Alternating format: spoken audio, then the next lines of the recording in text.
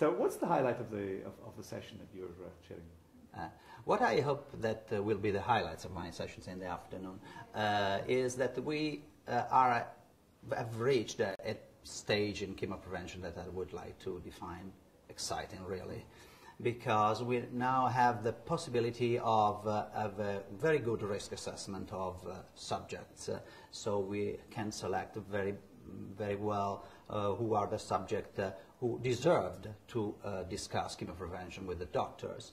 And I would say that we are not anymore in a research level, but they think that chemoprevention can now be defined real medicine at this point. We have large options for the chemoprevention of ER-positive cancers with SERMs and aromatase inhibitors. Of course, there's pros and cons for that, and that will be discussed thoroughly during the session. What we now certainly need very much is options for ER-negative breast cancers. That's the gap that we have to fill, and there's a lot of research on that, and there are promising compounds like retinoids or anti-inflammatory drugs, and certainly a lot of compounds are in the pipeline of the laboratory research, and I think that we will be able to implement these in clinical trials very soon.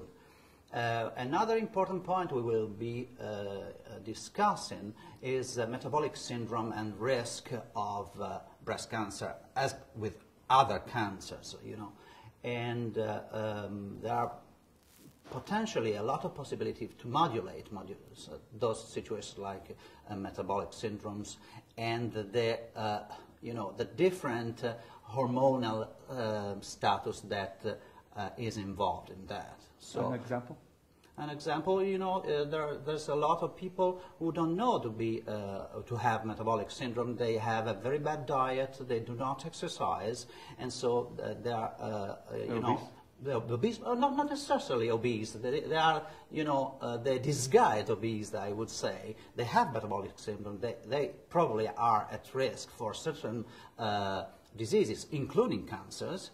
And they deserve to be selected, studied, and possibly instructed for a better diet, certainly much more exercise, and possibly chemoprevention compounds. Such as?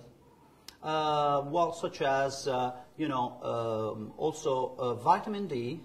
It's very much studied at the moment, and we probably are on the point of starting a trial, also in this country, with vitamin D.